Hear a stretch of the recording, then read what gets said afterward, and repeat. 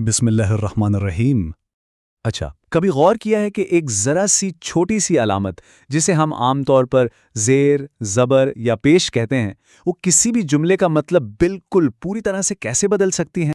चलें इस बात को समझने के लिए अरबी ज़बान की एक बहुत ही सादा लेकिन बहुत गहरी मिसाल देखते हैं।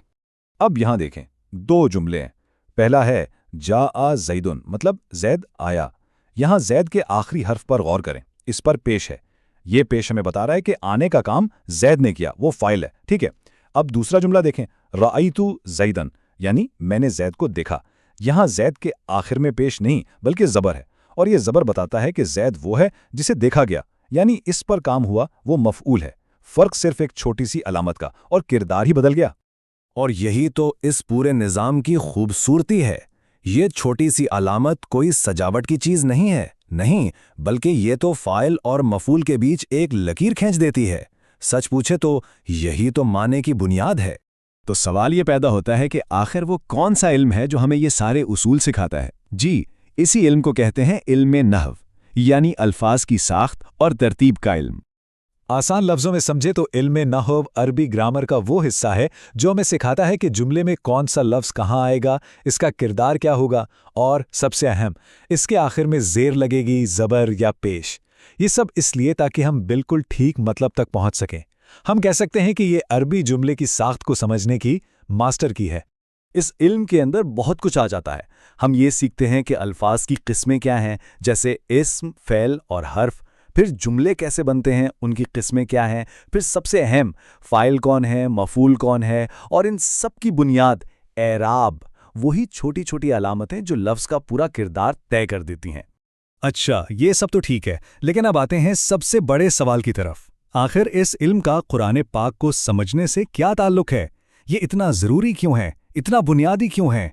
देखें, इसकी कई बहुत अहम वजूहात हैं। सबसे पहले तो ये कि इसके बगैर सही माना तक पहुंचना ही मुमकिन नहीं। दूसरा, ये हमें बहुत बड़ी संगीन गलत फहमियों से बचा लेता है। तीसरा, इसके जरिए हम कुरान की गहराई और इसकी खूबसूरती को सही मानों में समझ पाते हैं। चौथा फायदा ये है कि हमें हर वक्त सिर्फ तर्जुमे का मोहताज नहीं रहना पड़ता। और आखिर में सबसे अहम बात, ये इल्म हमारे लिए तफसीर के दरवाजे खोल लेता है।